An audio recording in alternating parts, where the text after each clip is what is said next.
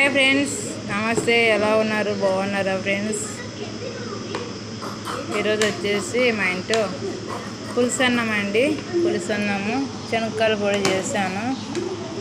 మధ్యాహ్నం అండి. ఇప్పుడైతే ఉన్న 1 గంట అవుతుంది. వంట చేసే ఓపిక కూడా లేదనమాట. పీరియడ్స్ అయిపోయినాక నిన్నంతా బెడ్షీట్లు ఇంట్లంతా క్లీన్ చేశాను. నిన్న పూర్తిగా అలసిపోయాను.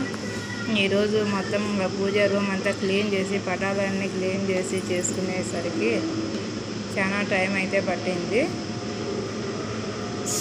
ఈరోజు ఇంకా అన్నీ ఈరోజు అన్నీ ఇప్పేసినట్టు అన్నీ ఉతికేసానండి. బట్టలన్నీ ఉతికేసినాను అనమాట.